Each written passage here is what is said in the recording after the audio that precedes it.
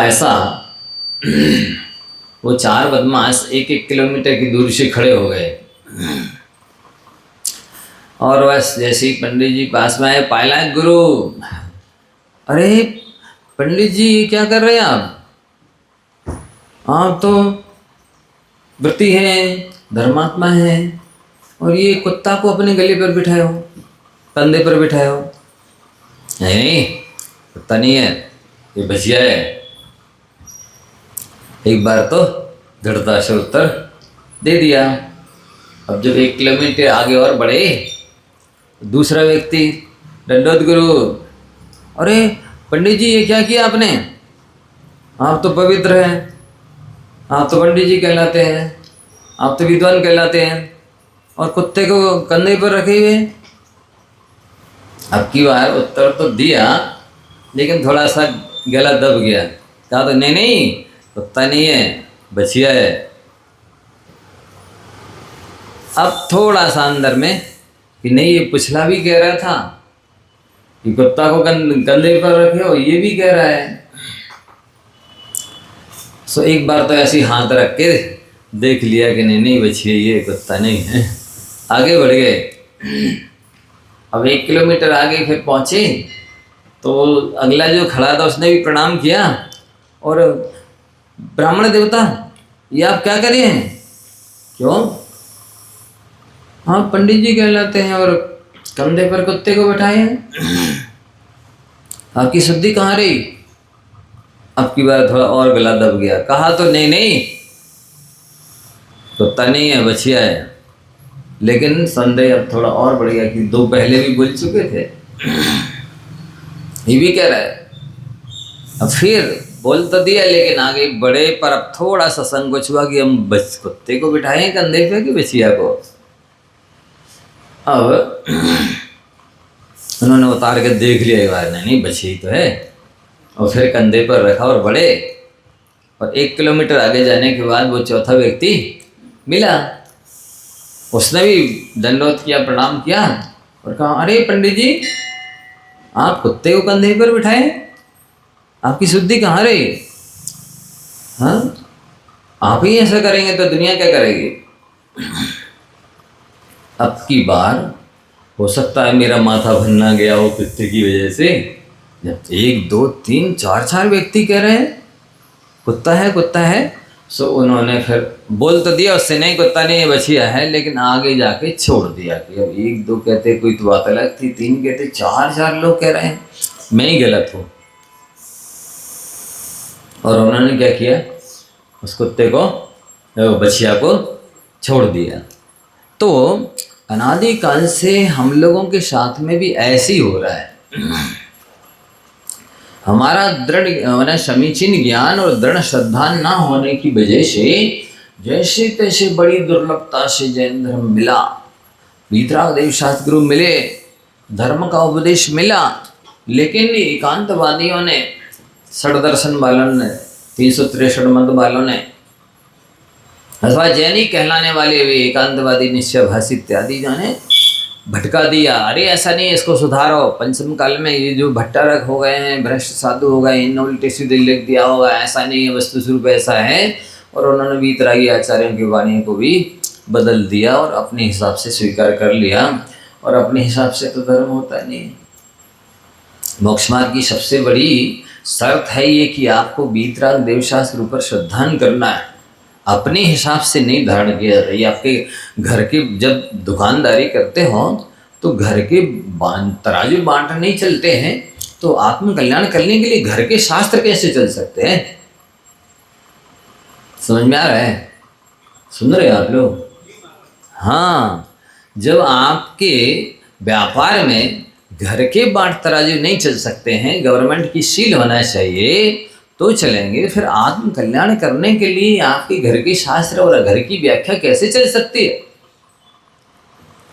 इसलिए सभी को ऐसा दुस्साहस, ऐसा कुकृत्य, अनधिकार चेष्टा भूल के स्वप्न में भी नहीं करनी चाहिए। करना तो छोड़ो, बोलना भी नहीं चाहिए, सोचना भी नहीं चाहिए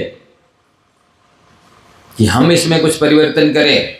नहीं, ये अवश्य है, जम सक्कई तम कीरे जम चढ़ सक्कई तयेव श्रद्धहणम और श्रद्धे मारो जीवो पावई अधरा मन ठाड़ो। जितना बने उतना करो, और नहीं बने तो कम से कम भगवान की बाने का यथावत पूरा श्रद्धान तो करो। यथावत श्रद्धान करने वाला भी कभी ना कभी मोक्ष पा लेगा, लेकिन जो अपने ढंग से श्रद्धान करेगा, अपने ढंग से जीवन में उतारेगा, अपने ढंग से सोचेगा, चिंतन करेगा, तो त्रिकाल में कल्याण होने वाला नहीं है। तो ये निशंक तंग। अच्छा, एक बात और है, जो निशंक होगा वो निर्भय होगा, जो निर्भय होगा वो निशंक होगा। ऐसा निमित्त नैमित्तिक संबंध है, क्योंकि जो निशंक होता है उसको ये 7 भय, कौन से 7 भय आप सब लिख सकते हैं। यह लोक भय 1, परलोक भय 2, मरण भय 3, अगुप्ति भय 4, आरक्षा भय 5, अकस्मात भय 6 और वेदना भय हो गए 7। तो यह लोग भय क्यों नहीं होता है सम्यक दृष्टि को, निशंकेतन के धारी को? इसलिए कि भगवान ने जो देखा है, जो कहा है, उसमें हमें संदेह कैसा। इस श्लोक में यदि कोई बीमारी पीड़ा होती है, प्रतिकूलता होती है, बाधा होती है, वे सब पाप के उदय से होती है। तो हमको भयभीत होने की आवश्यकता नहीं है, पुण्य बढ़ाने की आवश्यकता है। इसलिए आचार्य क्या कहते हैं, पैसा नहीं पुण्य कमाओ, क्योंकि पैसा तो पुण्यवानों के पीछे पीछे उनके चरणों के नीचे नीचे रहता है। आप देखो तीर्थंकर परमात्मा जब चलते हैं ना, तो उनके पैरों के नीचे शरणों के कमलों की रचना होती है। 25-25 मैंने 15-15 पंक्ति की 15 225 कमलों की रचना होती है स्वर्णमयी उनके चरणों के नीचे। तो पैसा नहीं पुण्य कमाओ, पुण्यवान के पीछे साथ साथ चलता है पैसा। तो वो श्लोक संबंधी भय इसलिए नहीं करता है कि हमने जो पिछले जन्मों में पुण्य कमाया है और अभी मैं पुण्य कर रहा हूँ, पुण्य कमा रहा हूँ, तो उसकी वजह से सुख सुविधा अनुकूलता मिलने वाली है। भयभीत होने से, चिंता करने मात्र से थोड़ी कोई घटना दुर्घटना टलती है, दुविधा दूर होती है। समझ रहे आप लोग? इसलिए जप तप शील संयम स्वाध्याय परोपकार दान दया इत्यादि के माध्यम से जैसे बने तैसे पुण्य को बढ़ाइए। वो पुण्य यदि है तो कोई माई का लाल आपका वाल माँ का नहीं कर सकता है, और यदि पुण्य नहीं है तो आप कुछ भी कर लीजिए।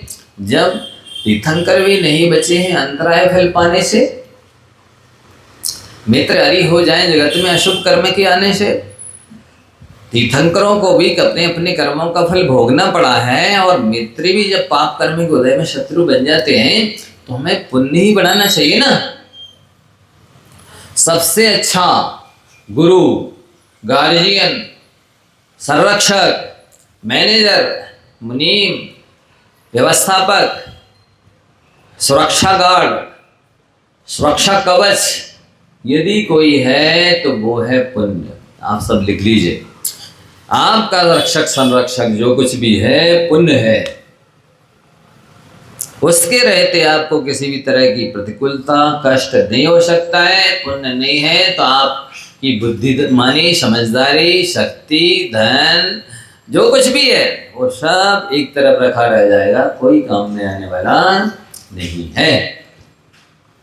तो इस लोक भय सम्यक दृष्टि नहीं करता। परलोक भय, अब मैंने यदि अच्छे कर्म किए हैं तो परलोक में श्रेष्ठ गति और श्रेष्ठ स्थान मिलेगा। अच्छे कर्म नहीं किए हैं तो हमारे लिए कोई अच्छी गति देने वाला है ही नहीं, अच्छा स्थान देने वाला है नहीं। और एक बात और आप लोग सुन लें अच्छे से कि तीव्र कसाई को कहीं पर श्रेष्ठ स्थान, सम्मान, पद, आदर, सुविधा, सहयोग मिलता ही नहीं। यदि कसाय की मंदता है तो कोई दुर्गति में भेज नहीं सकता है, कसाय की तीव्रता है तो कोई सदगति में भेज नहीं सकता है। पंचम काल के जी प्राय करके तीव्र कसाई हैं, नरसिंहपुर वालों का तो पता नहीं मुझे लेकिन पंचम काल के, दखमा काल के, होंडा सर्पणी काल के जीव पंडित पन्नाले सब कहते थे होंडा और सरपणी काल नहीं है, गुंडा और सरपणी काल है। कौन सा काल? हम में कुछ दम नहीं है पर हम किसी से कम नहीं है। नाम जोरावल पर उठते हैं घुटनों के बल, ऐसी स्थिति वर्तमान के लोगों की है। तो वे तीव्र कषाय जीव दुर्गति के पात्र होते हैं। तो वो सम्यक दृष्टि जो निसर्ग अंग का धारी है परलोक का भय नहीं करता है, क्योंकि हम पुण्य बढ़ाएंगे तो परलोक में भी जहाँ जाएंगे वो श्रेष्ठ गति होगी, श्रेष्ठ पद होगा, श्रेष्ठ व्यवस्थाएं होंगी। और पुण्य नहीं बढ़ाएंगे, पैसा बढ़ाएंगे तो दुर्गति मिलनी है, खटा स्थान मिलनी है, दुख दुविधा मिलती है, धक्का है। तो परलोक भय भी नहीं करता, श्लोक भय परलोक मरण भय। अब कोई भी व्यक्ति यदि मरने से डरता है तो क्या वो मरने से बच जाता है? बोलो, हे मरना जाए मरना जाए। अरे धीरेण भी मरिदब्बम निर्धीरेण भी मरिदब्बम, दौड़ने भी यदि मरिदब्बम तो धीर तड़ नहीं हो मरिदब्बम। भगवती आराधना में आचार्य शिवकोटि महाराज जी लिखते हैं कि धीरवीर व्यक्ति भी मरता है और अधीर व्यक्ति भी मरता है। जब दोनों ही मरते हैं तो धीरतापूर्वक मरने से सदगति मिल गया, वीर मरण कहलाएगा।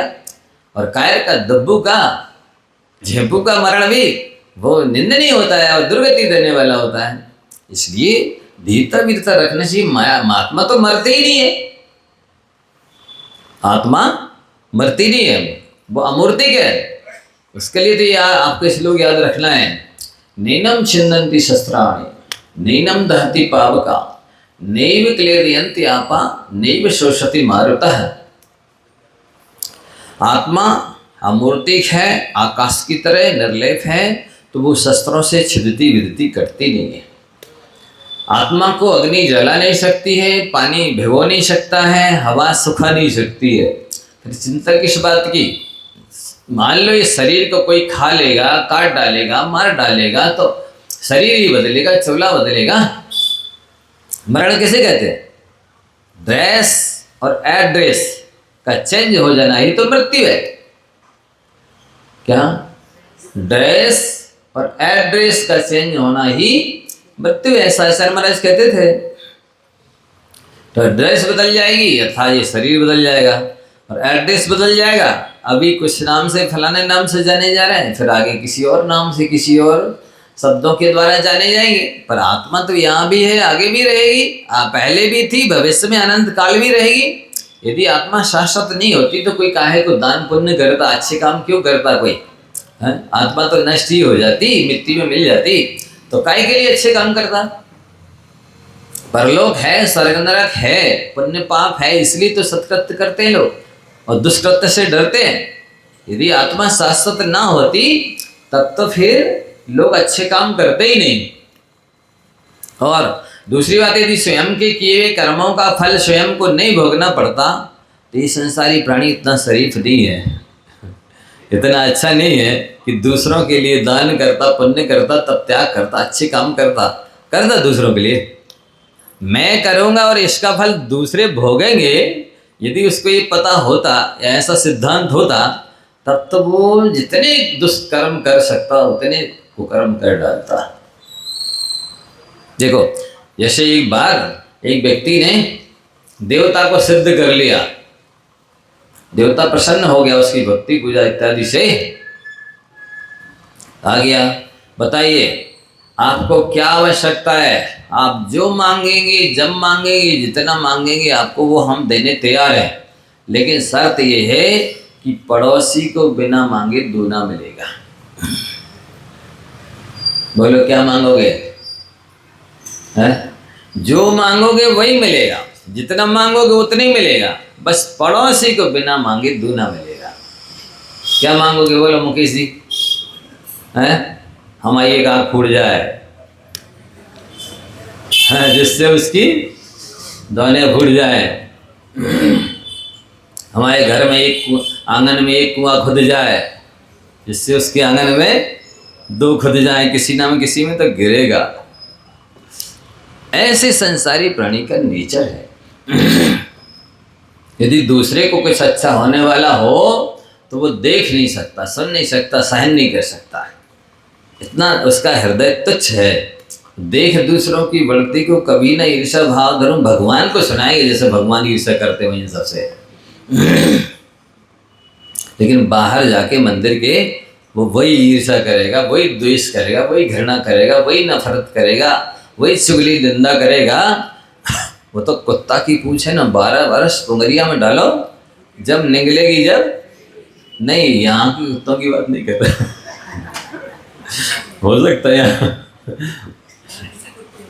यहाँ के कुत्ते कुछ स्पेशल क्वालिटी की जाति की कोई नस्ल दूसरी हो है, तो मुझे पता नहीं। तो बात कुत्तों की है, मनुष्यों की नहीं है। किसकी बात है? कुत्ता की विशेषता है कि वो बहुत कृतज्ञ होता है। ध्यान से सुनना, बहुत कृतज्ञ होता है।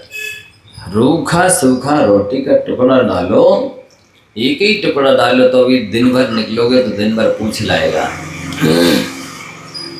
कृतज्ञता जतलाएगा, आत्मीयता दिखलाएगा और रात भर स्वयं जाग कर के आपके जान माल की रक्षा करेगा। ये बहुत बड़ा गुण है उसके अंदर। ये गुण मनुष्यों में दुर्लभ है। ये गुण मनुष्यों में दुर्लभ है। वो मनुष्य इतना कृतज्ञ हो गया है, कुत्ते से गया बीता हो गया है कि वो अपने किए हुए उपकार को भूल जाता है। माता पिता का उपकार भूल रहा है, वो भाइयों का उपकार भूल रहा है, वो सास ससुर का उपकार भूल रहा है, वो पड़ोसी का उपकार भूल रहा है, वो गुरुओं का उपकार भूल रहा है। पंचम काल का मनुष्य कृतज्ञ ज्यादा हो रहा है। तो वो कुत्ते में बहुत बड़ा गुण है कि वो अपने उपकारी के उपकार मानता है। लेकिन एक बहुत बड़ा दुर्गुण भी है, वो अपनी जाति वाले को देखकर घुर्राता है, भौंकता है। किसी दूसरे मोहल्ले का कुत्ता यदि उसके मोहल्ले में आ जाए, फिर आप देखिए क्या स्वागत करेगा, वेलकम करेगा, रिसीव करेगा, क्या करेगा मालूम है आप लोग को?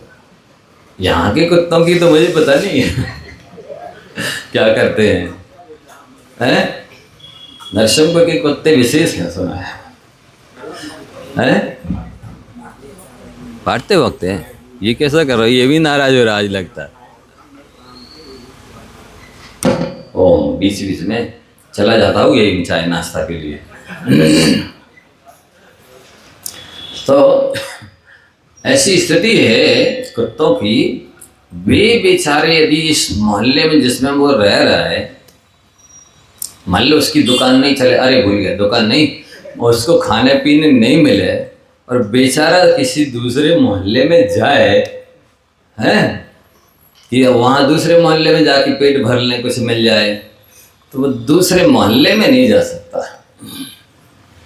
क्यों? उस मोहल्ले के कुत्ते, वो तो वैसे ही बेचारा भूखा प्यासा है, विपत्ति का मारा है, पर उस पर जैसे वो दूसरे मोहल्ले में पहुंचेगा, उस मोहल्ले के कुत्ते उसकी ओर आधी सी जान और ले लेंगे, पूरी ले ले तो ले भी सकते हैं। ऐसे नरसिंहपुर के कुत्ते तो दही है।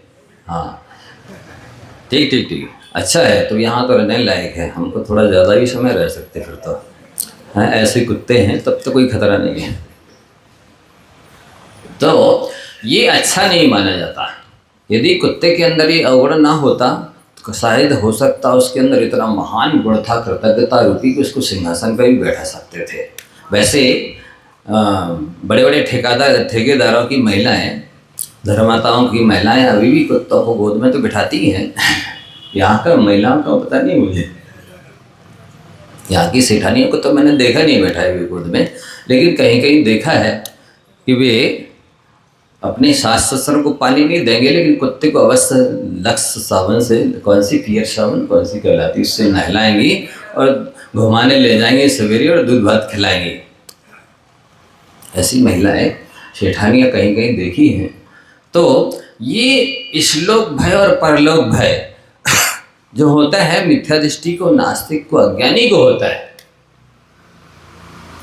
वो पुण्य पाप पर विश्वास नहीं करता है, इसलिए इस लोक में भी डरता है और परलोक में भी डरता है कि क्या होगा, कहाँ जाएंगे। अरे आपने अच्छा पुण्य कमाया है, परोपकार किया है, व्रत पाले हैं, दान दिया है, पूजा की है, जीवों की रक्षा की है, परोपकार किया है, आपको तो स्वर्ग में श्रेष्ठ सिंहासन मिलेगा, क्यों डरते हो? अच्छा बताओ, कौन सा विद्यार्थी परीक्षा आने पर डरता है, घबराता है, चिंतित होता, दुखी होता है? जिसने साल भर अच्छी ईमानदारी से पढ़ाई नहीं करी है, होमवर्क नहीं किया है, प्रतिदिन की तैयारी नहीं की, प्रतिदिन का सब्जेक्ट प्रतिदिन तैयार नहीं किया है, वो बेईमान विद्यार्थी, बदमाश, आलसी विद्यार्थी जो करता रहा है, नहीं समझे, मनमानी मस्ती करता रहा है, जो वही परीक्षा आने पर डरता है। जो विद्यार्थी आलसी नहीं होता है, कामचोर नहीं होता है, जो लगनशील होता है, कर्मठ होता है, प्रसादी होता है, प्रतिदिन का होमवर्क करता रहता है, प्रतिदिन की तैयारी करता रहता है, वो क्यों डरेगा परीक्षा से? यहाँ की विद्यार्थी ऐसे करते होंगे, इसलिए क्यों परीक्षा से डरेंगे? इसी तरह से जो व्यक्ति प्रतिदिन के 6 आवश्यक हैं, देव पूजा, गुरु पास्त्री, स्वाध्याय, संयम, तप, दान, ये 6 आवश्यक जो आचार्य ने बताए हैं, प्रतिदिन कर रहा है, उसको परलोक में जाकर के क्या होगा? परलोक में डरने की क्या बात है? वो नहीं डरेगा। जो स्वयं की दृष्टि में ईमानदार धर्मात्मा होगा, वो नहीं डरेगा कि परलोक में मुझे कौन सी गति मिलेगी, कौन सी योनि मिलेगी, कौन सी पर्याय मिलेगी, कौन सी व्यवस्था सुविधा मिलेगी, कैसे सहयोगी साथी मिलेगी, क्यों डरेगा? या तो उसने धर्म नहीं किया, अथवा किया है तो धर्म के प्रति विश्वास नहीं है। वो अपने जैसा बेईमान धर्म को भी समझ रहा है कि जैसे हम बेईमान है वैसी धर्म होगा, कि हम करेंगे पर उसका फल हमें नहीं देगा, हम धर्म करेंगे पर हमें उसका फल नहीं मिलेगा, वो अपने जैसा समझ रहा होगा। यदि स्वयं ईमानदार होगा, स्वयं की दृष्टि में ईमानदार होगा, तो शास्त्र में लिखा है, आचार्य पूजपद महाराज जी ने सर्वार्थ सिद्धि के 9वें अध्याय की 12 भावनाओं की अंतिम बोधि दुर्लभ भावना में क्या लिखा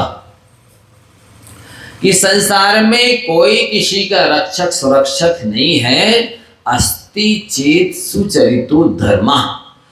यदि कोई शरण है, रक्षक है, सुखदाई है, तो ईमानदारी से किया गया धर्म ही इसका रक्षक है, सुरक्षक है, सुविधाएं देने वाला है। बाकी इस जीव को सुरक्षा, सुविधा, सुख, सदगति देने वाला कोई नहीं है। इसलिए स्वयं की दृष्टि में ईमानदार बन जाइए। Honesty is the best policy. ईमानदारी सबसे अच्छी नीति है। स्वयं की दृष्टि में ईमानदार बनिए, दूसरों को मत दिखाइए हम कितने धर्मात्मा हैं, हम कितने ईमानदार हैं, कितने हम परोपकारी हैं, दयालु आदि आदि। ये ढोंग मत करिए, दिखावा मत करिए। प्रदर्शन में दर्शन का महत्व कम हो जाता है, दिखावे में धर्म का महत्व, मूल्य कम हो जाता है। इसलिए दिखाइए मत। ये तो नगद है धर्म, तत्काल करो, तत्काल उसका फल पाओ। जैसे पाप करने वाला व्यक्ति को, उसको भी नगद फल मिलता है, वो चिंतित हो जाएगा, पाप करने के बाद में आकुल व्याकुल होगा, भयभीत रहेगा, उसकी भूख कम हो जाएगी, उसकी नींद कम हो जाएगी, हर तरह से स्थिति और पाप तत्काल फल देने लग जाता है। क्या समझ में आ रहा है? बाद में तो जो पूरा फल मिलना चाहिए नरक में जाने के बाद मिलेगा ही, लेकिन अभी पाप तत्काल में उसकी नींद उड़ा देगा, उसकी भूख कम कर देगा, उसको आकुल व्याकुल कर देगा, उसको भयभीत कर देगा, उसको चिंतित कर देगा। ये फल तत्काल मिलने लग गया पाप का, उसको बीमारियां आ जाएंगी अनेक तरह की। तो सम्यक दृष्टि जो होता है, धर्मात्मा सच्चा और पक्का होता है, उसको ना इस लोक में विरोध क्या होगा वृद्धावस्था में। अरे आपको दृष्टांत दिया गया था कि आप सोचिए, ऐसे पापी जीव नाग नागिन जैसी पर्याय को प्राप्त, और वे अपनी सुरक्षा के लिए पोली लकड़ी में घुस गए, घर मान करके, सुरक्षा सेफ्टी मान करके, और जहां से घुसे वही सराग्नि में लगा दिया गया। बताइए उन जीवों को बचाने वाला कौन है, उनकी रक्षा करने वाला कौन है? जो लकड़ी में घुस गए हैं और जिस शरीर से घुसे हैं वही सराग्नि में लगा दिया गया है। अब कहाँ से निकलेंगे, कैसे निकलेंगे, कैसे बचेंगे, कैसे उनकी समाधि सदगति होगी, उनको पुण्य कैसे क्या होगा बताइए। लेकिन उन जीवों के कभी किसी जन्म का पुण्य रहा होगा तो उस पुण्य ने इतनी ताकत उसमें, इस दो ज्ञान के धारी नहीं जान सकते थे कि इस लकड़ी के अंदर नाग नागिन है, तो तीन ज्ञान के धारी को खींच लिया और सामान्य व्यक्ति को नहीं बुलाया। उनके पुण्य में इतनी ताकत थी, साक्षात तीर्थंकर को बुला लिया अपनी समाधि के लिए, और बुला ही नहीं लिया, हाथी से नीचे उतार दिया, उतार ही नहीं दिया। उस यज्ञ करने वाले को टोकने के लिए बाध्य किया कि रोको, कैसा हवन यज्ञ कर रहा हो, धर्म कर रहा हो, धर्म नहीं अधर्म कर रहे हो, पुण्य नहीं पाप कमा रहे हो। कैसे पाप कमा रहा हूँ, कौन सा धर्म कर रहा हूँ?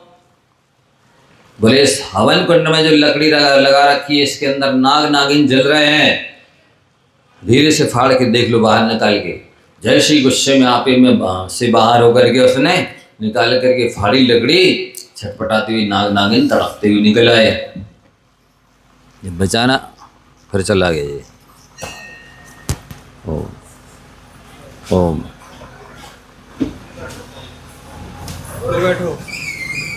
ओम ओम। क्यों भैया यहाँ गर्मी लग रही क्या इसको? हैं? ओम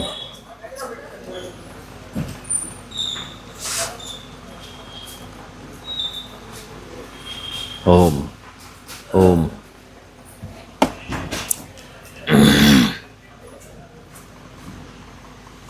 हम तो नहीं छू रहे भैया, तुम्हारे माइक को ही नाराज हो रहा है। ओम। तो ये कहा जा रहा था उस नागिन को जब बचाना संभव नहीं हुआ तो वे तीर्थंकर प्रकृति की सत्ता जिनकी सत्ता में है, और इतने महान आत्मा महापुरुष तद्भव मोक्षगामी चरम शरीरी तीन ज्ञान के धारी ने नमोकार मंत्र सुनाया, और उस नमोकार मंत्र के प्रति श्रद्धा यदि हो जाती नाग नागिन को तो वो भवनात्रक के देव नहीं बनते। सम्य दृष्टि तो वैमानिक देव ही बनता है। श्रेष्ठ देवों में, महान प्रधान देवों में, रिद्धिधारी देवों में उत्पन्न होता है। पर सुना महामंत्र तो कषाय मंद हुए, और बंद होने से मात्र उनको आप स्तुति गा रहे कि ये नागिन नागिन अधोलोक स्वामी, रोमान तू के दैत्य हो को हो अकामी। मतलब उस नाग नागन को पूरे अधोलोक का स्वामी बना दिया।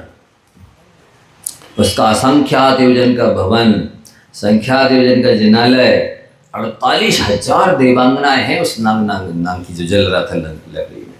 महामंत्र को सुनने के प्रसाद से जो कषाय मंद हुई, उसके फल से असंख्यात देवी देवताओं का वो इंद्र बन गया, स्वामी बन गया, मालिक बन गया, धर्मेंद्र बन गया। तो ऐसा जिसको विश्वास हो कि पुण्य में इतनी ताकत होती है कि वो जरूरत के समय, प्रतिकूलता के समय, कष्ट के समय, अभाव के समय अवश्य ही व्यवस्था कराएगा, किसी न किसी को भेजेगा। अब देखिए एक कहानी याद आ गई आदि पुराण की। इस प्रसंग में कैसे जीव का पुण्य कब काम में किस तरह से आता है। एक अतिगृद्ध नाम का राजा था। ये भविष्य में कौन बनने वाला है? प्रथम तीर्थंकर भगवान ऋषभ देव का पुत्र चक्रवर्ती भरत बनने वाला है। 10 भाव पहले अतिगृद्ध नाम का राजा था। इतना विषयासक्त, आरंभिक परिग्रही, कृष्ण नरक आयु का बंद किया, चौथे नरक में गया, 10 सागर की आयु बांधी। 10 सागर तक बचना तीत कष्ट हो गए, और वहां के कष्ट भोगने के बाद निकला वहां से तो वो एक पर्वत पर व्याघ्र बन गया, शेर बन गया, जिसमें उसने और उसके पहले जन्म में राजा की अवस्था में बहुत सारा धन गाड़ा रखा था। जिस पहाड़ पर, पर्वत पर, उसी पर्वत पर वो व्याघ्र बना। अब देखिए जरा, और अब एक प्रीतिवर्धन नाम के राजा, उनके छोटे भाई से ही अनबन बिगड़ हो गई थी, तो उसको जीत करके वो प्रीतिवर्धन राजा उसी पहाड़ पर आकर के रुका तो वो पड़ाव डाला, डेरा डाला, वहीं पर भोजन पान करेंगे, जो भी विचार बनाया, पिकनिक मनाएंगे। इतने में पुरोहित ने आकर कहा, राजन आपको मुनिदान के प्रभाव से भारी लाभ होने वाला है। अच्छा, यहाँ मुनि महाराज आज आहार दान दोगे तो बहुत लाभ होने वाला है, यहाँ कहाँ मुंद्रा जाएंगे। एक काम करो, मैं अपने दिव्य ज्ञान से बताता हूँ। पुरोहित ने कहा, यहाँ पर 2-4 रिद्धिधारी मुनिराज आने वाले हैं आहार के लिए, लेकिन एक काम किया जाए, आप पूरे नगर में घोषणा करवा दीजिए कि राजा का आज विशेष दिन है। सब लोग पूरे घर घर चौक पूरे वंदन द्वार बनाए और सुगंधित जल को छिड़काव कर करके सर्वत्र फूल बिखेर दें। कोई इंच अंगुल जगह भी नहीं रहना चाहिए, सब जगह फूल बिखेर दो। मुनिराज आहार के लिए आएंगे, देखेंगे इधर फूल बिखरे हुए हैं तो सचित्र फूलों के ऊपर तो पैर रखेंगे नहीं, तो वो फिर ईश्वर आएंगे अपने पास। तो राजा की आज्ञा से ऐसे ही करवाया गया, बहुत उत्सव मनाया गया। राजा का विशेष दिन है, आज जन्मदिन है इत्यादि के रूप में सारे नगरवासी प्रवासी लोग जितने भी सब बर्थडे मनाएंगे, जन्मोत्सव मनाएंगे और पूरे घर घर चौक पूरे गए, वंदनवार बांधे गए और घर घर सुगंधित जल वर्षाया गया, फूल वर्षाए गए, अच्छे दीपक जलाए गए, अनेक तरह के उत्सव किए जा रहे हैं। साधु आए, यहाँ से कहाँ से जाएंगे, कहीं भी स्थान जाने को नहीं मिला। लौट करके वहां से फिर वापस अन्यत्र दूसरे स्थान पर चर्या के लिए गए तो वहीं जहाँ जिस पर्वत पर प्रीति वर्धन राजा डेरा डाले हुए था, उसने आहार तैयार किया हुआ था, वहीं गए। राजा ने बहुत भक्ति से, नौदा भक्ति से राजा को आहार कराया। वो जो व्याघ्र था अतिकृत राजा का जीव, नरक के कष्ट भोग करके आया था, वो उस धन गड़ाया हुआ था, वहीं कहीं घूमते रहता था। देखो, व्यक्ति को जिस चीज से राग होता है ना, जन्मांतरों में वो पुनः वही जन्म लेता है, उसकी रक्षा के लिए, प्रीति के लिए, देखने के लिए, उसके अपना विषय बनाने के लिए।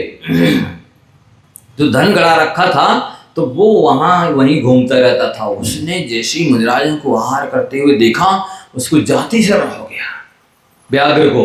और जाति शरण हुआ तो उसको पश्चाताप हुआ, अरे मुझे तो, मैं पिछले जन्म में राजा था और मुझे सब कुछ अनुकूलताएं मिली थी, भोग वैभव मिला था, मैंने भोगों में आरंभ परिग्रह विषय दशा में इतना पाप बंद किया कि चौथे नरक गया, वहाँ के बचना अतीत कष्ट भोगे, वहाँ से निकल कर मैं इस पापी पर्याय को, सिंह की व्याघ्र की पर्याय को प्राप्त हुआ हूँ इत्यादि विचार करते करते उसकी आंखों से आंसू आ गए।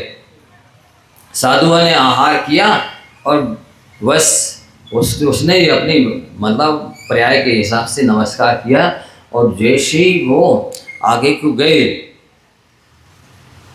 तो उनको अवधि ज्ञान लगाया कि अरे ये, उन्होंने अवधि ज्ञान से जान लिया कि फलाना फलाना जीव है, पहले अतिकृत राजा का जीव था और भोगों में आसक्ति से, विषय कषाय से, आरंभ परिग्रह से नरक, चौथे नरक होके आया है, अभी व्याघ्र की अवस्था में है, इसको जाति स्मरण हो गया है, इसको अपने दुष्कृत का पश्चाताप हो रहा है। और उसने मुनिराजों को देख करके सम्यक दर्शन हो गया, अनुव्रत ग्रहण कर लिया उसने और समाधि ले लिया। आज से मेरे चारों प्रकार का आहारों का त्याग। अवधि ज्ञान से मुनिराज ने सारा जान लिया कि मुझे, हम मुनिराजों को देख करके सिंह को जाति स्मरण हो गया और इसने अनुव्रत धारण कर लिया और संन्यास ले लिया है। मुनिराजों ने प्रीतिवर्धन राजा से कहा कि ये श्रावक बनकर के यहाँ समाधि कर रहा है, संलेखना कर रहा है, तुमको इसकी सेवा करना है। आगे चलकर के ये भरत क्षेत्र के प्रथम तीर्थंकर वृषभ देव का पुत्र भरत चक्रवर्ती होकर के मोक्ष जाएगा, ऐसा बताया। तो प्रीतिवर्धन राजा ने सारी उसके हिसाब से व्यवस्था की और उन दोनों चारे रिद्धिधारी मुनिराजों ने जाकर के ये श्रावक बन गया है, समाधि कर रहा है, तो नमोकार मंत्र सुनाया उसके कान में। उसके प्रभाव से 18वें दिन उसकी जैसी समाधि हुई, दूसरे स्वर्ग में महान रिद्धिधारक देव हो गया। वहां से चल करके आके प्रथम तीर्थंकर ऋषभ देव का पुत्र चक्रवर्ती भरत बना। ये महामंत्र की महिमा देखिए आप। ये भी प्रसंग आ गया, याद सुनाया नहीं था पहले, प्रसंग समाप्त करें। 1 महीने तक कितनी सैकड़ों कहानियां सुनाई, इतनी महिमा सुनाई। आप प्रतिदिन व्यवस्थित आके समय से सुनते, नहीं सुना है तो YouTube वगैरह से सुनिए, कितनी महिमा बताइए। आप व्यवस्थित समय से नहीं आएंगे, पूरा नहीं सुनेंगे, फिर कहेंगे हमें तो कुछ समझने में नहीं आया, हमें तो कोई उपलब्धि नहीं हुई, तो ये तो गलत होगा ना। आप समय से आकर के विधिवत सुने तो जब वो सिंह की पर्याय से अणुमृत ले सकता है, सम्य दृष्टि बन सकता है और समाधि करके 18 दिन निराहार रहा। कितने दिन? 18 दिन निराहार रहा, क्योंकि उसका आहार तो मांसाहार था। वो तो वैज्ञानिक मंदराज आ गए थे, दिव्य चाहते तो उसकी व्यवस्था हो सकती थी, लेकिन उसको इतना पश्चाताप हुआ कि मुझे पहले भी मनुष्य पर्याय मिल चुकी है, उच्च कुल मिल चुका है, देव शास्त्रों का सानिध्य मिल चुका है, लेकिन मैंने सानिध्य नहीं पाया और विषय भोगों में आनंद परिग्रह में समय बर्बाद किया और विषयासक्त होकर के मैं चौथे नरक में गया, वसनाती 10 सागर तक कष्ट सहे, वहां से निकल कर इस पर्याय को प्राप्त हुआ हूँ। ये भी मांसाहारी पर्याय है, मैंने बहुत गलत किया। तब फिर उसने चारों प्रकार के आहारों का त्याग किया, अनुव्रत ली, सम्यक दृष्टि बन करके 18वें दिन संलेखना की और नमोकार मंत्र चारण निधिधारी मंदराज आ गए। देखिए जरा, व्यक्ति का जीव का पुण्य रहा होगा ना किसी समय का, क्योंकि बिना पुण्य की तो कोई भी इष्ट सामग्री मिलती नहीं, ना कोई व्यक्ति मिलता है ना वस्तु मिलती है। पहाड़ पे था, सिंह व्याघ्र की पर्याय में था, मांसाहारी पर्याय में था, लेकिन पुण्य का उदय आया कि वहीं चारणनिधिधारी मंदराज आ गए और उसको जाति स्मरण भी हो गया, सम्यक दर्शन भी धारण कर लिया, अनुव्रत भी ले ली, 18 दिन तक निराहार रहकर संलेखना की। सोचिए, तो पुण्य में बहुत ताकत है बंधुओं, इसलिए परलोक की चिंता करने की आवश्यकता नहीं, हम कौन सी गति में जाएंगे। अरे जैसे कर्म किए हैं उसका फल भोगने के लिए तो जाना ही पड़ता है, कोई भी हो। जब तीर्थंकर प्रकृति का बंद कर लिया राजा श्रणेक ने, इसके बाद भी मुनिराज के गले में जो सांप डाल करके नरक आयु का बंद किया था, तो भले ही बाद में उसने माने क्षय संवेदन प्राप्त कर लिया और भगवान महावीर के समक्ष में 60,000 प्रश्न किए हो, 7वें नरक की आयु घट करके पहले नरक की बची, और कहाँ सिंधु समुद्र के बराबर आयु बांधी थी अब 33 सागर की, अब बिंदु बराबर 84,000 बरस की बची, लेकिन नरक आयु बंदी है तो जाना पड़ेगा ना। इसी तरह से आपने अच्छे कर्म किए तो आप क्यों दुर्गति में जाएंगे। तो आप अपने भविष्य, कल का था परसों, आप अपने भविष्य को नहीं सुधार सकते हैं पर अपनी आदतों को सुधार सकते हैं।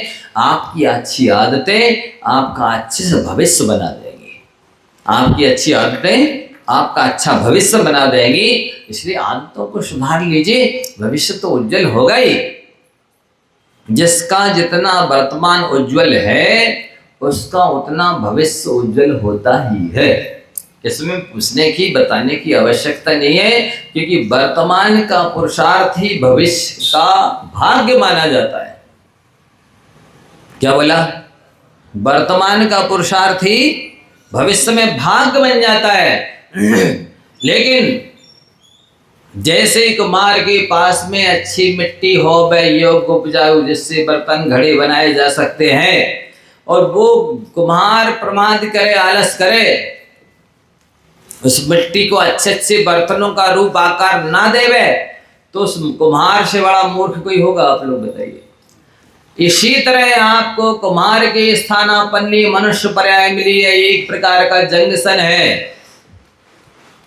जैसे जंक्शन से सर्वत्र चारों दिशाओं में जाने के लिए गाड़ियां मिलती है, ट्रेनें मिलती है, ठीक उसी प्रकार से मनुष्य पर्याय भी एक ऐसा जंक्शन है कि इस पर्याय से आप 4 गति में 84 लाख योनियों में कहीं भी जा सकते हैं। ऑलराउंडर है, कहीं भी जाने की क्षमता हो, और ऐसे मनुष्य पर्याय में जहां सर्वथा योग्यता, अनुकूलता, सामर्थ्य हो, और आप अपने भाग्य के निर्माता स्वयं हो गए, और फिर भी अपना अच्छा भाग्य ना बनाएं, अपना भाग्य अच्छा निर्माण ना करें, तो आप जैसा अज्ञानी, आप जैसा आलसी और कौन होगा। इसलिए बंधुओं, परलोक का भय करने की आवश्यकता नहीं है, परलोक को सुधारने के लिए अपनी खोटी आदतों को सुधारने की आवश्यकता है, अपनी खोटी चर्या को सुधारने की आवश्यकता है, अपने नेचर को, व्यवहार को सुधारने की आवश्यकता है, अपने मानव पर्याय के एक एक क्षण का सदुपयोग करने की आवश्यकता है। आप ही पूरी तरह से स्वतंत्र हैं, भाग्य विधाता हैं, आप अपने भाग्य का अच्छे से अच्छा निर्माण कीजिए ना। किसने मना किया? अरे काल खराब है, काल खराब नहीं, आपके भाव खराब है। होगा काल खराब, आपका भाग्य सुधारने के लिए किसने मना किया? आपको अपना भविष्य उज्जवल बनाने के लिए किसने कहे छींक दिया? कुत्ता रास्ता काट गया? बिल्ली निकल गई? क्या हो गया कि आप अपना भविष्य अच्छा नहीं बना सकते हैं? किसने रोक दिया है? आप सकन कर दिया है, बोलिए, बांध के रखा है आपको, आपकी बुद्धि खराब कर दी है। क्या हो गया है जो आप अपना भविष्य नहीं सुधार सकते, अच्छे से अच्छा भविष्य नहीं बना सकते हैं? क्या यही समझदारी है? क्या यही पढ़ने लिखने का सार है? क्या यही उच्च कुल पाने का सार्थकता है? कि अपने भविष्य को बिगाड़िए, अपनी जिंदगी को यूं ही अजगर की तरह पड़े पड़े बिगाड़िए, इसलिए मिली है जिंदगी। तो बंधु, श्लोक में डरने की आवश्यकता नहीं है। पुण्य है तो वृद्धावस्था में कोई भी सेवा करने वाला, समाधि करने वाला मिलेगा।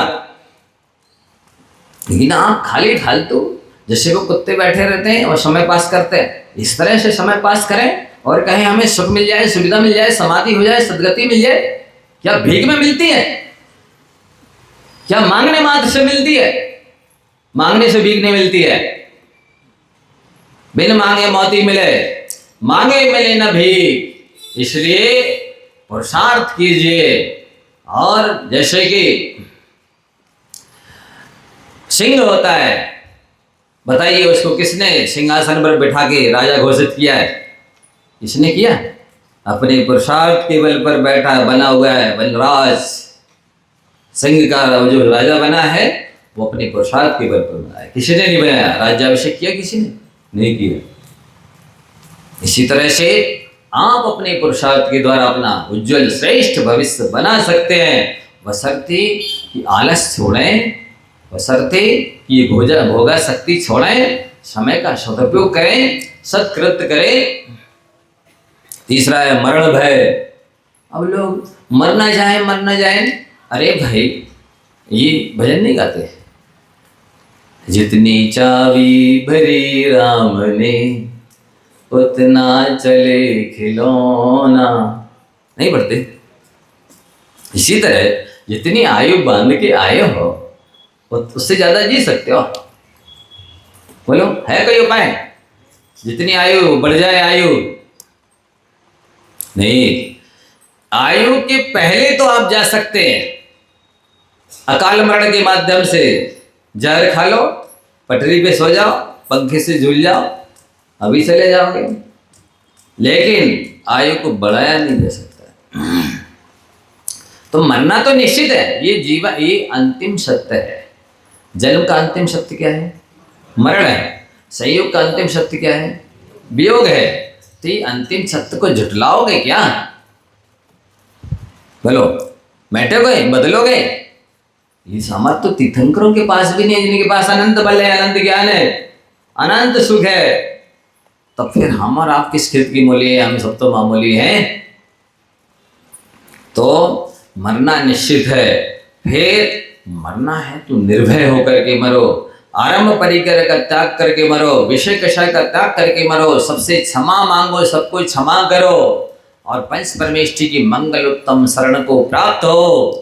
ये करना योग्य है कार्य, ये श्रेष्ठ माना जाता है। और तड़पते तड़पते मरना, कुत्ते की मौत मरना है, ये कोई समझदारी है? नहीं, मरने से डरना नहीं है। आप मरण को टाल नहीं सकते हैं, मरण को सुधार सकते हैं। अभी बोले लिख लीजिए। हाँ, काहे के लिए पेन कापी खोल के बैठे? हम बोले भी और ये भी बताएं कि ये पंक्ति लिख लो। हाँ, आप मरण को टाल नहीं सकते हैं, लेकिन मरण को सुधार सकते हैं।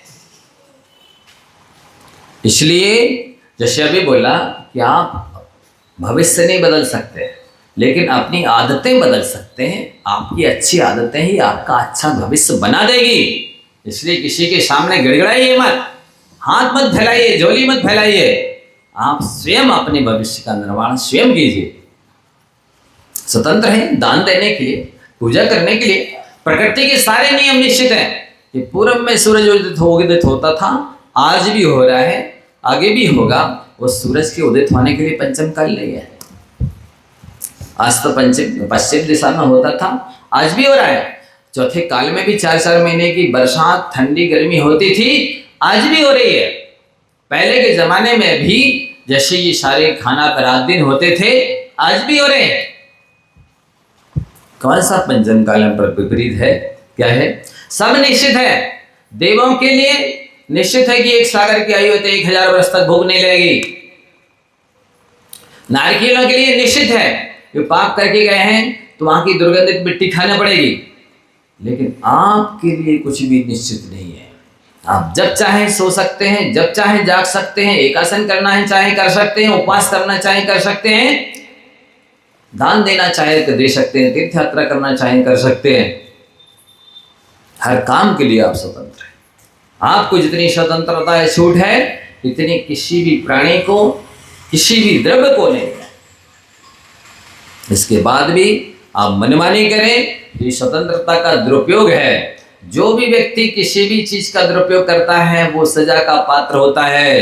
आप देख लीजिए, सरकार की संपत्ति है, आप मिटाइए, फिर देखिए क्या सजा मिलती है।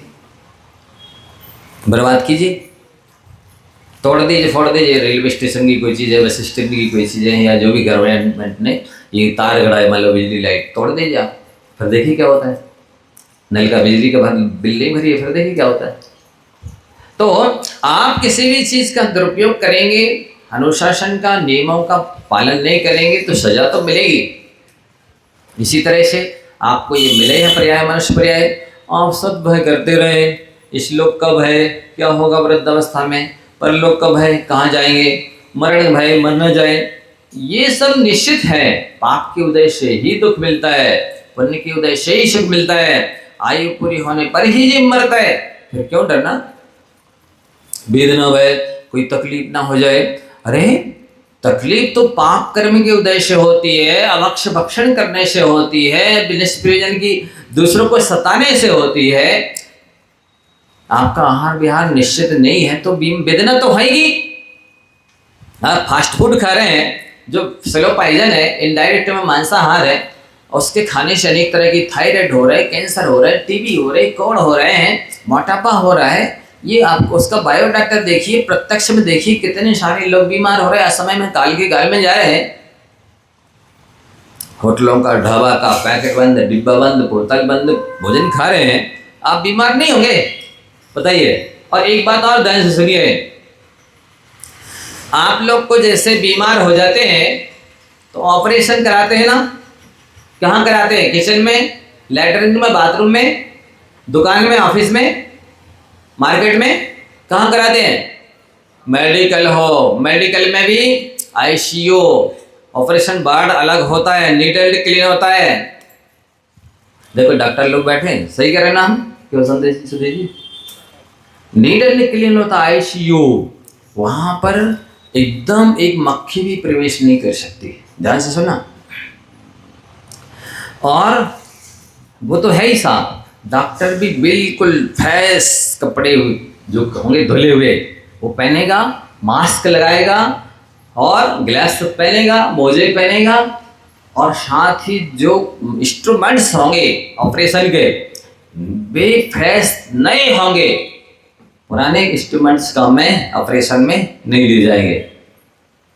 साथ ही जो मेडिसिन है वो देखेगा डॉक्टर, आउट ऑफ डेट तो नहीं हो गया ये, इसकी एक्सपायर डेट तो नहीं निकल गई है, देखते कि नहीं?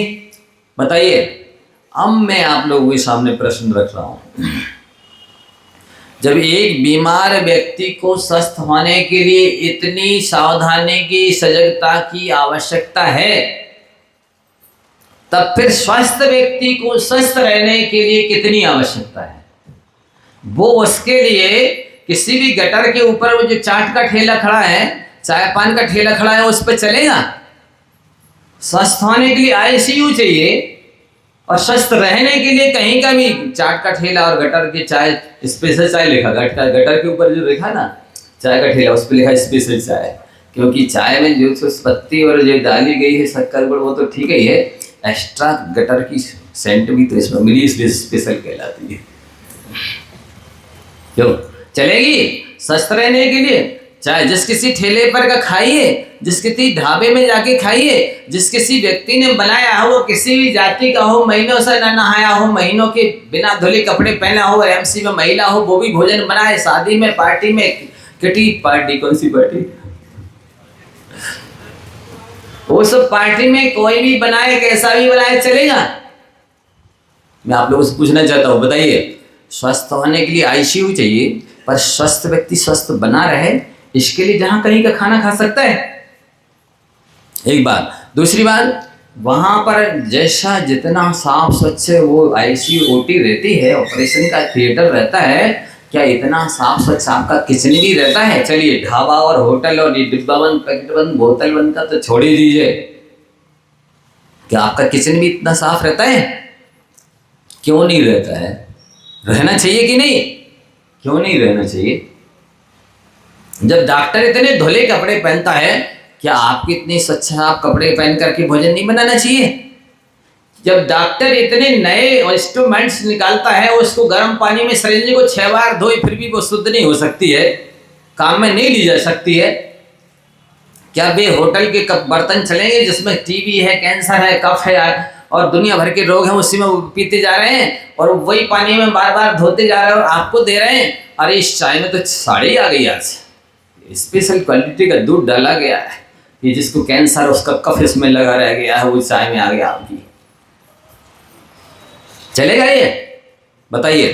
वो सिरिंज गर्म पानी से 6 बार धोने के बाद भी काम में नहीं ली जा सकती है, नई सिरिंज चाहिए, नए इंस्ट्रूमेंट कैसे, जो कैसी वगैरह काटने की थे वो सब नए चाहिए। और भोजन बनाने के लिए कब के कब बर्तन डले हैं, बिना डले बिना मजे थोड़े से धोए नरमा में पानी में 6 बार उसी में धुल गया, वही पानी बार बार यूज किए जा रहा, चलेगा? और मेडिसिन देखी जा रही है, इसकी एक्सपायर डेट तो नहीं निकल गई है। ये आप देखते हैं जो डिब्बा बंद, पैकेट बंद, बोतल बंद भोजन है, फास्ट फूड, बेकरी, नूडल्स बोलते हैं, या जो भोजन है उसको बोलते हैं ये बरसात में 3 दिन की आटे की मर्यादा है, 3 दिन की मसाले की मर्यादा है। उसको ब्रेड बिस्किट की आपने डेट देखी, कब का वो बना है, कब का पैक है? यही पढ़े लिखे होने की पहचान है, यही धर्मात्मा लोगों की पहचान है कि वो कहीं का भी खा सकते हैं, कितने दिन का बना हुआ, कितने दिन का पैक किया हुआ, किसी के द्वारा बनाया हुआ, चल सकता है? नहीं महाराज जी, बहुत अच्छी खुशबू आ रही थी, अच्छा दिख रहा था, देखने में खाने अच्छा लग रहा था, तो हमने तो दवाई खा लिया यहाँ तक। अब थोड़ी सी दवाई के लिए बस जगह बची है, और नहीं बची होगी तो थोड़ा हम हिल करके दवाई खा लेंगे तो ठीक हो जाएंगे। क्यों? यही कहता है धर्म, वेद न हो जाए, बीमार ना हो जाए। अरे बीमारी के काम कर रहा है तो बीमारी तो होगी, कौन माई का इलाज रोक सकता है? बहुत सारी बातें बतानी है, समय हो गया है, बाकी से इससे अपन बात भी करेंगे। कोई शंका तो नहीं है? ऑब्जेक्शन हो, प्रॉब्लम हो, कुछ हो तो आप तो खड़े हो जाइए, बखेड़ा खड़े करके, सबका समाधान है हमारे पास। महाराज जी नमोस्तु। आराध्य सूत्र के भाग 1 के 287 नंबर का सूत्र जो है उसमें लिखा है कि संसार में रहना, बहुत अच्छा, संसार में रहना पाप नहीं है, परंतु संसार में रमना पाप है। बहुत अच्छा। तो महाराज जी, अब यहाँ प्रश्न उठता है कि जब हम संसार में रहेंगे नहीं तो रमेंगे कैसे? ऐसा है, सिद्ध परमेष्टि भी संसार में ही है, अरहंत परमेष्टि भी संसार में है। वो संसार में रह रहे हैं कि रम रहे हैं? दे दीजिए आप, हमारा प्रति प्रश्न है आपसे, आपको उत्तर मिल जाएगा। सिद्ध परमेष्टि भी संसार में ही है और अरहंत परमेष्टि भी संसार में, और हम भी संसार में हैं। साधु परमेष्टि आचार्य पद्य साधु सब रह रहे हैं कि रम रहे हैं? क्या कर रहे हैं बताइए? जावाणी के ज्ञान ते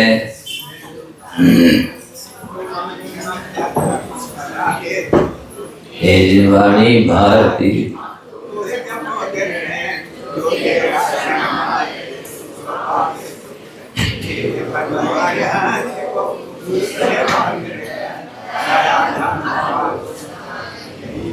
अभी भी जिसने नहीं लिया वो 1 लाख माला का नियमा करके ले लेंगी 1200